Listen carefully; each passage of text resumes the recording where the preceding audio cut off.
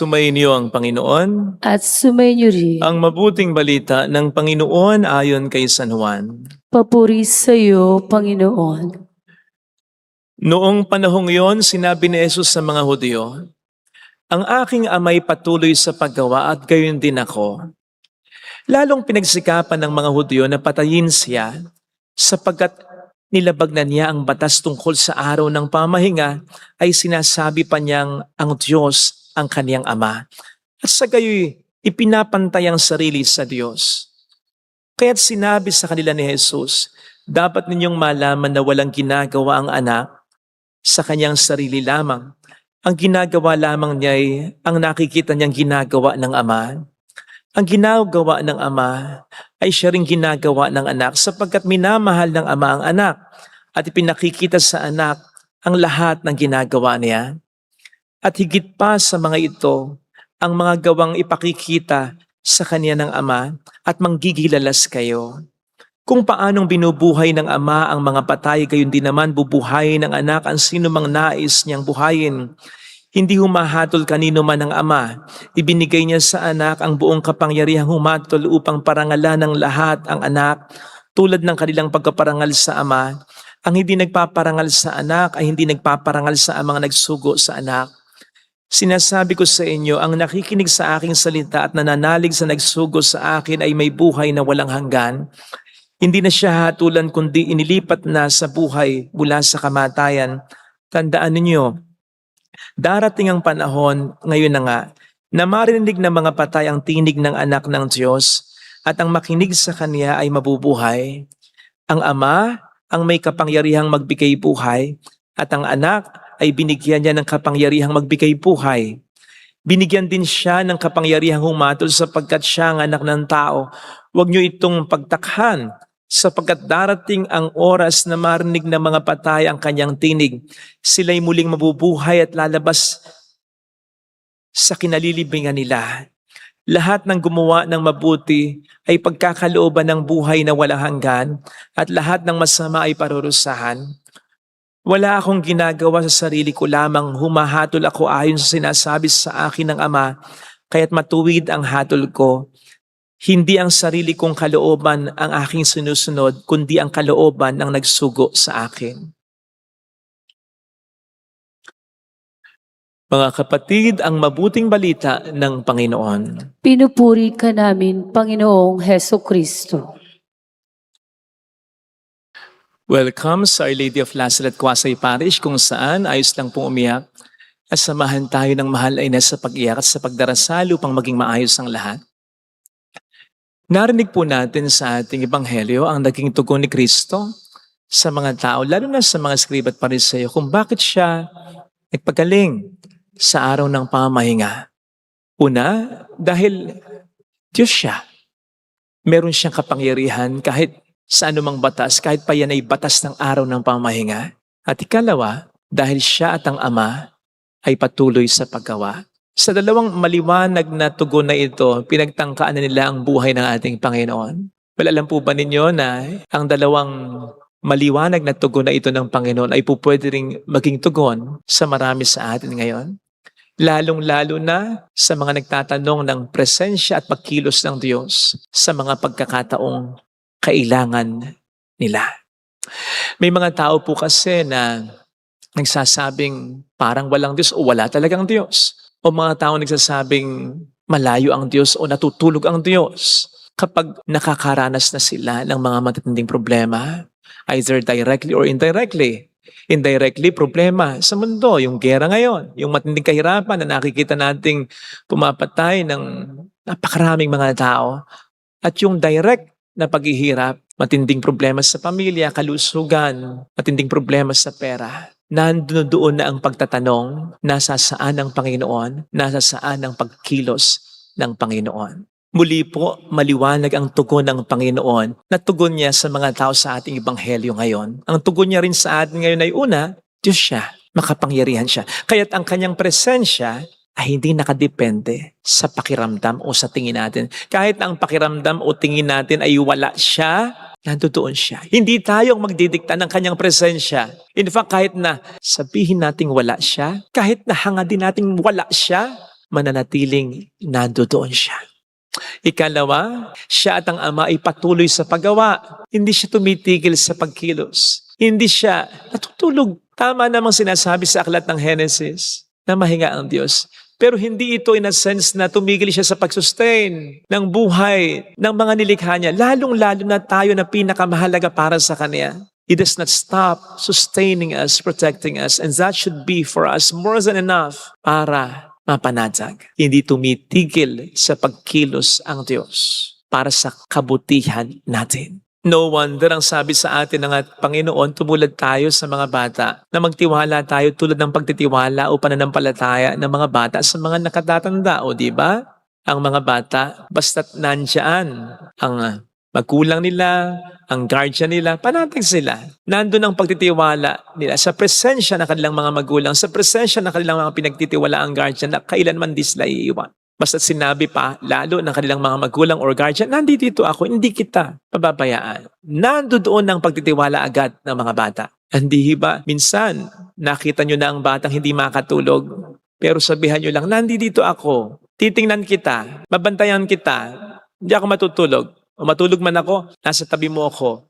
Minsan, yung maramdaman lang ng bata na may gumagalaw sa tabi niya, nagising ka pa, sapat na yon para mahimbing siyang makatulog. Bakit nga ba hindi natin makayang gawin ito? Ang pagtitiwala ng bata. Gayong tayo ang mas nakakaunawa ng sinasabi ni Kristo ngayon sa Ebanghelyo. Na nandiyan siya, Diyos siya, makapangyarihan siya, at hindi siya tumitigil sa paggawa para sa ating kabutihan.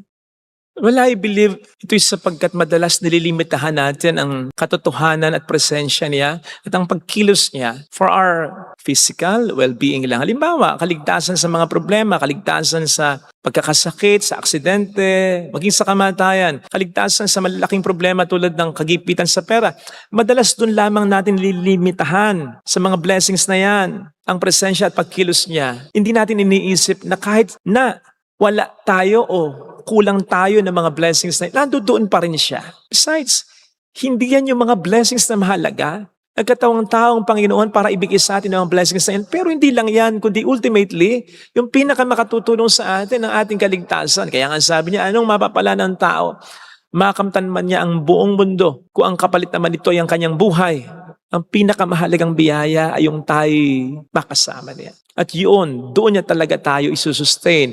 Doon, ibibigay niya lagi ang kanyang presensya at pagkilos. Kaya wag nating limitahan sa mga material blessings lang.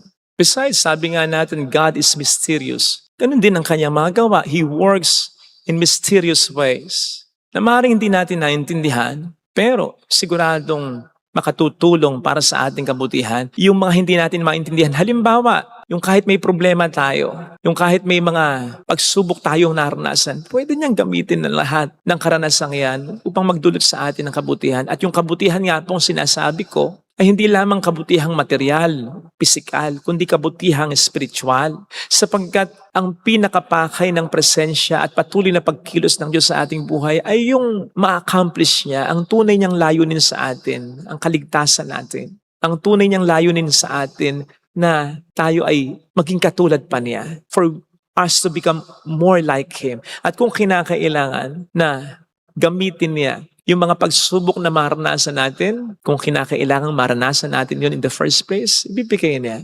Pero tayo tutulungan niya upang ma-accomplish sa buhay natin ang kalooban niya. At yun ay tayo ay matulad sa Kanya at maligtas yung kaganapan ng pagligtas sa kabilang buhay. Kaya sana mga kapatid, lagi nating iisipin yon. Kahit na sa mga problema na ating naranasan, kumikilos doon ng Panginoon.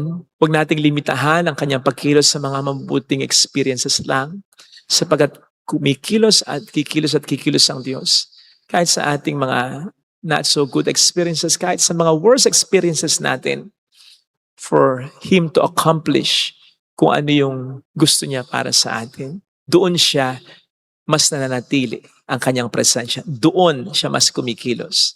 Basta, lagi lamang po nating tatandaan, ang Diyos ay laging nandyan siya in both good times and bad. At lagi siyang kumikilos, hindi lamang sa ating mga mabuting karanasan, kundi kahit na sa mga pangit nating karanasan, upang tuparin sa ating buhay ang kanyang kalooban. Pag sinabing, God is not yet done with me, God is not yet finished with me, huwag lang nating ipakahulugan yon yung human development lang, yung tayo mas maging matured lang, yung tayo ay mas maging magaling lang, yung tayo ay mas maging matalino lang, yung tayo ay mas maging successful lang. No, kasama yon.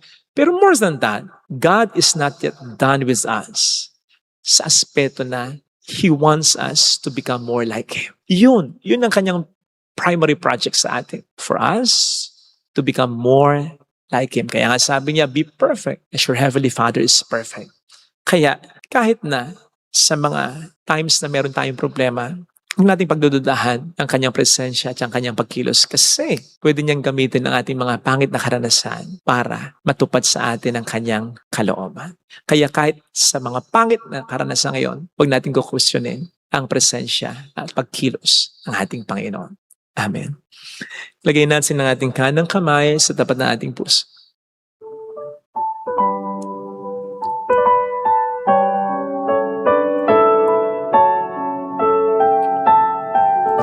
Awitin natin.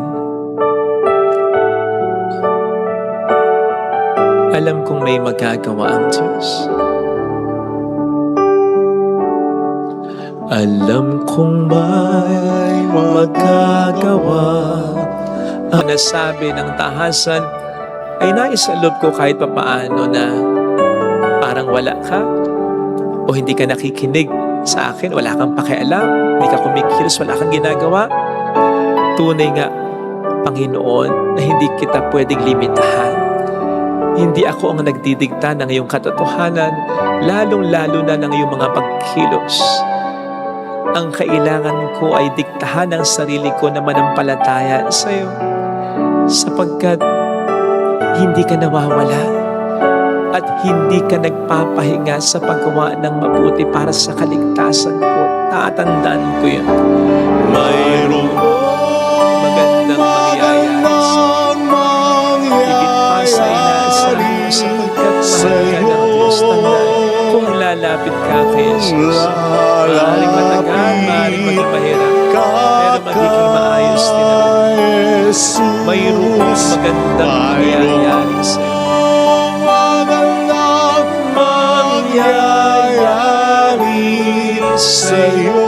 Kung lalapit kay Jesus. Kung lalapit kay Jesus. Papuri sa Ama at sa Anak at sa Espiritu Santo, kapara na sa unang-una, ngayon magpakilanman, magpasawalang hanggan. Amen.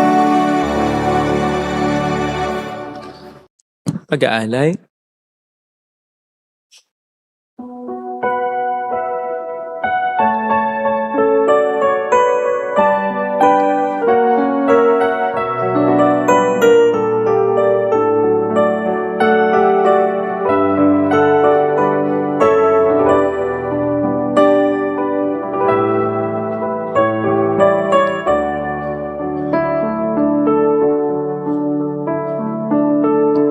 Amin.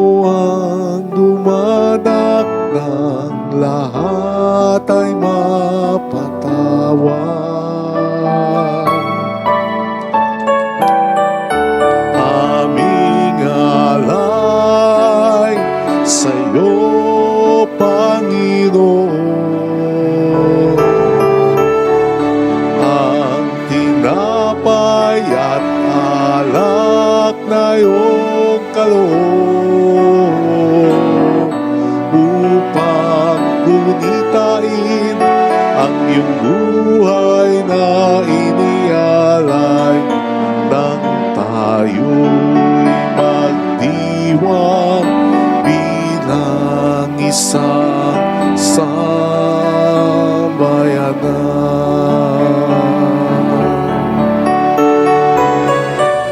Inilang na ina ang mahal na Birheng Maria, una mong luklukan ang kanyang sinapupunan.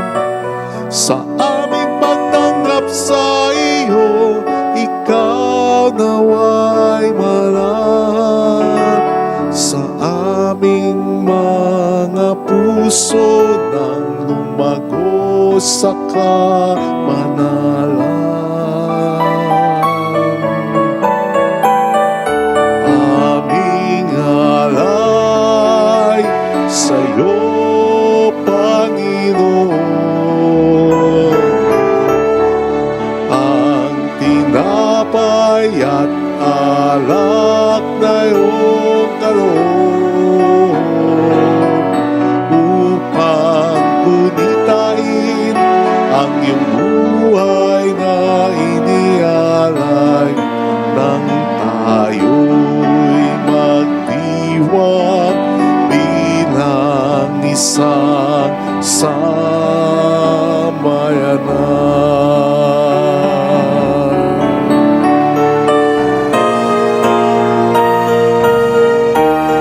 Aming alay sa'yo, Panginoon, ang tinapay at alak na iyong kaloob upang gunitain ang iyong buhay na inialay nang tayo'y magdiwang bilang isang sambayanan.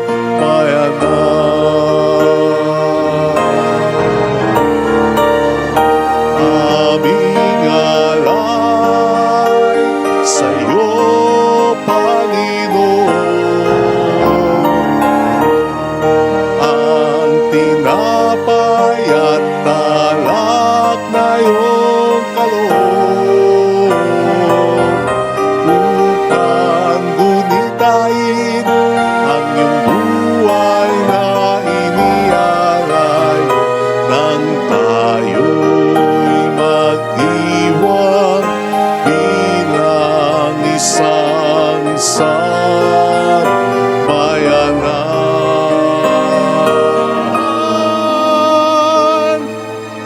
Nang tayo'y magdiwang bilang isang sambayanan.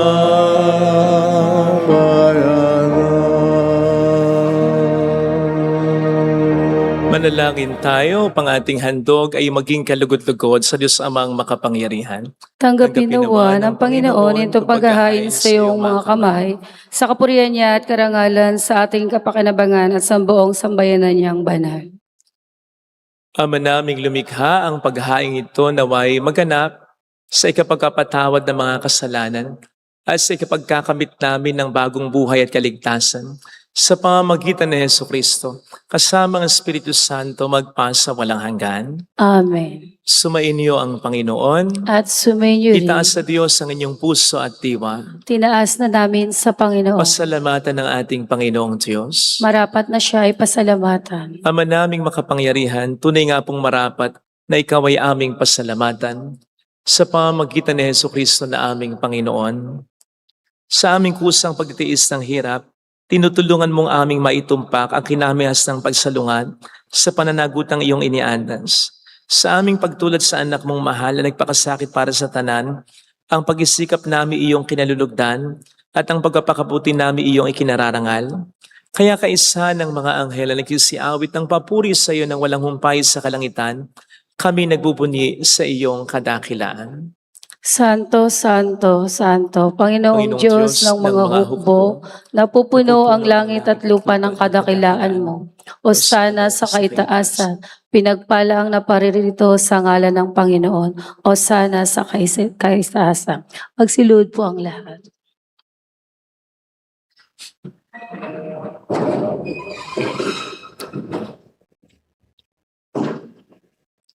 Ama naming banal, ikaw ang bukhal ng tanang kabanalan. Kaya't sa pamamagitan ng iyong Espiritu gawin mong banal ang mga kaloob na ito upang para sa amin ay maging katawan at dugo ng aming Panginoong Hesukristo. Bago niya pinagtiis ang kusang loob na maging handog, hinawakan niya ang tinapay, pinasalamatan kaniya, pinaghati-hati niya iyon, iniabot sa kaniyang mga alagad at sinabi, "Tanggapin ninyong lahat ito at kanin. Ito ang aking katawan na iahandog para sa inyo."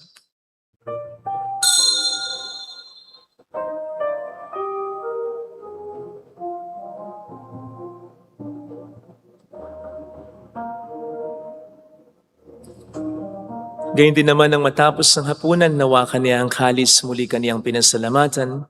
Iniabot niya ang kalis sa kaniyang mga alagad at sinabi, "Tanggapin ninyong lahat ito at inumin. Ito ang kalis ng aking dugo ng bago't walang hanggang tipan. Ang aking dugo na ibubuhos para sa inyo at para sa lahat. Sa ikapagkapatawad ng mga kasalanan, gawin niyo ito sa pag-alala sa akin."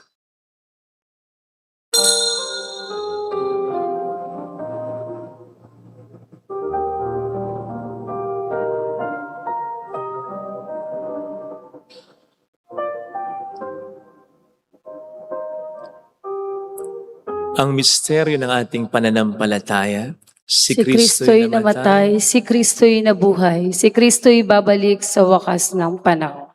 Ama, ginagawa namin ngayon ang pag-alaala sa pagkamatay at muling pagkabuhay ng iyong anak. Kaya inialay namin sa iyo ang tinapay ng buhay at ang kalis ng kaligtasan. Kami nagpapasalamat dahil kami iyong minarapat na tumayo sa harap mo para maglingkod sa iyo. Sinasamo namin kami na magsasalo sa katawan at dugo ni Kristo ay mabuklod sa pagkakaisa sa pamamagitan ng Espiritu Santo. Ama, lingapin mo ang iyong simbahang laganap sa buong daigdig. Puspusin mo kami sa pag-ibig. Kaisa ni Leon na aming Papa, ni Dennis na aming Obispo at ang Tanang Kaparian. Alalahanin mo ang mga kapatid naming nahimlay nang may pag-asang sila'y muling mabubuhay. Kaawaan mo sila at patuloyin sa iyong kaliwanagan. Lalong-lalo na ang aming mga ipagdarasal. Saglit nating ipagdasal ang ating mga kakilalang yumaon.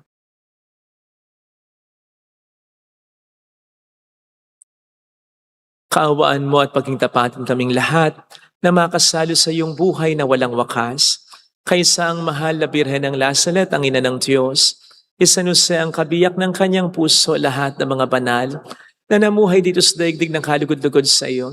May pagdiwang naman namin na pagupuri sa ikararangal mo sa pamamagitan ng iyong anak na aming Panginoong Hesukristo. Sa pamamagitan ni Kristo, kasama niya at sa Kanya, ang lahat ng parangal papuri ay sa iyo, Diyos Amang makapangyarihan, kasamang Espiritu Santo, magpasawalang hanggan. Amen.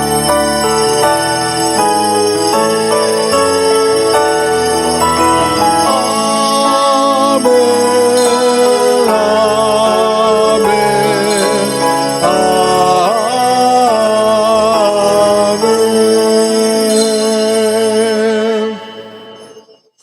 Tumawag tayo sa ating Ama.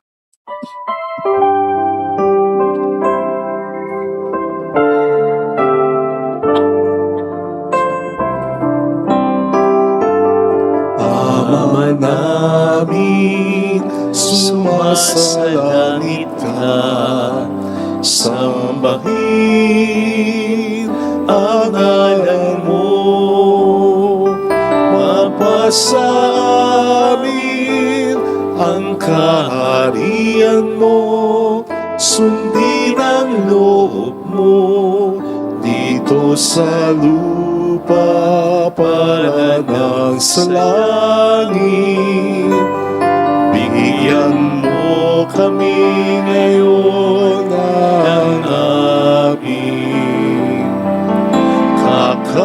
kakanin sa araw-araw, at patawarin mo kami sa aming mga sala, para ng pagpapatawad namin sa nagkakasala sa amin, at huwag mo kaming ipahintulot sa tukso, at iadya mo kami sa lahat ng masama. Iniling namin kami adya sa lahat ng masama, pagkalooban ng kapayapaan araw-araw, iligtas sa kasalanan, samantalang aming pinaghahandaan ang dakilang araw ng pagpapahayag ng tagapagligtas namin sa Heso Kristo. Sapagkat iyo ang kaharian, ang kapangyarihan at ang kapurihan magpakailanman. Amen. Panginoong Heso Kristo, sinabi mo noon, sinasabi mo rin sa amin ngayon, kapayapaan ang iniiwan ko sa inyo, ang aking kapayapaan ang binibigay ko.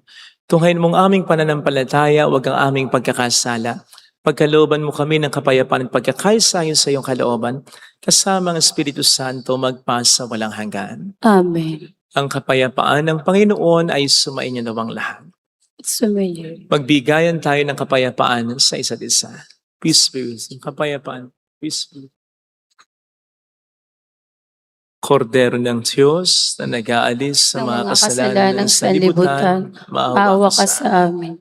Kordero ng Diyos na nag-aalis ng mga kasalanan ng sanlibutan, maawa ka sa amin.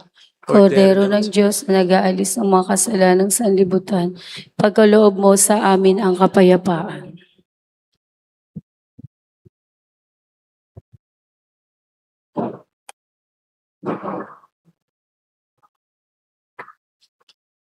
Narito sa harap natin ng Panginoon ang ating buhay at kaligtasan. Mapalad tayong inaanyayahan. Panginoon, hindi ako karapat-dapat na magpatuloy sa iyo, ngunit sa isang salita mo lamang ay gagaling na ako.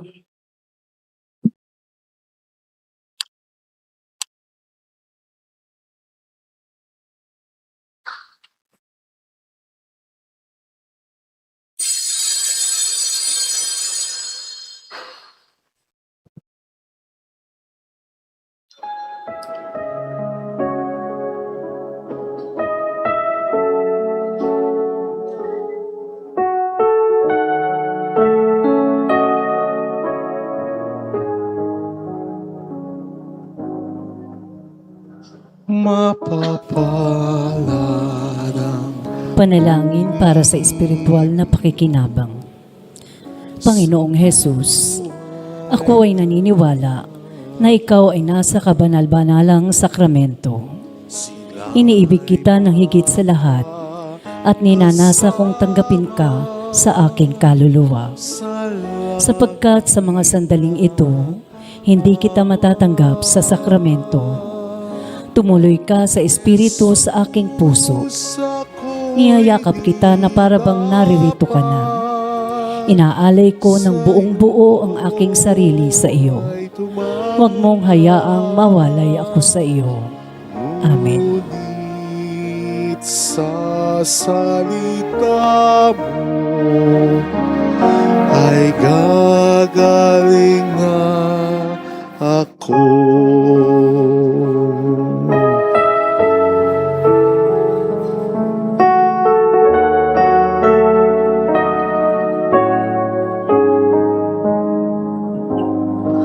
Mapapalad ang napis, ang Diyos ang siyang aliw. Ligaya at liwanag ang siyang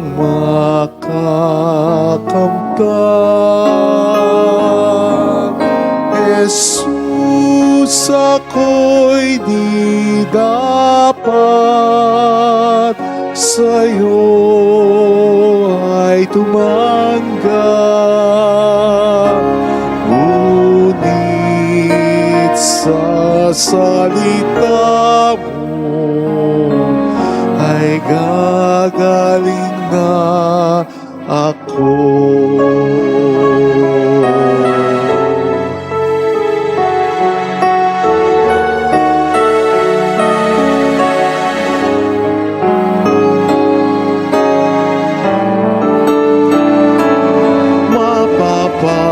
Mapapalad ang naawa sa taong dalita. Sila'y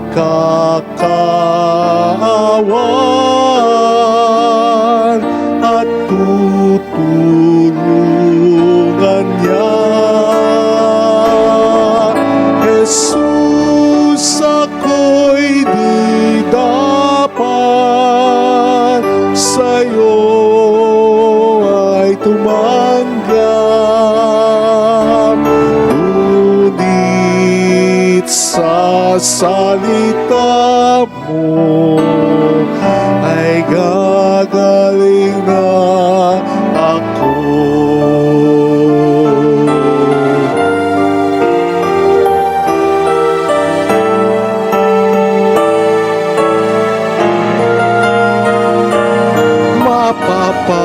Mapapalad ang umibig sa galit ng iba. Sila'y magtatagumpay at di mabibigo.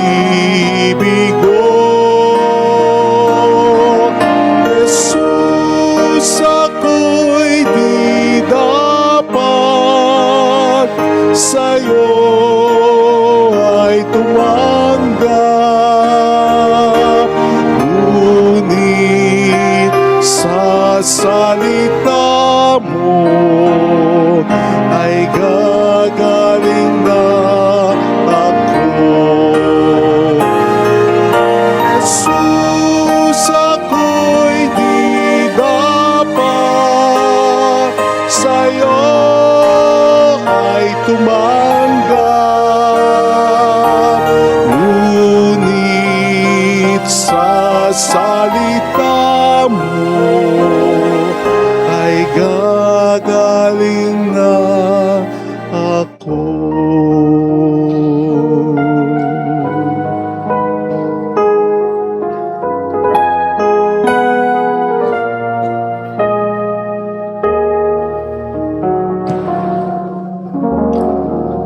Manalangin tayo. Ama naming Magsitayo na mapagmahal, po ang lahat.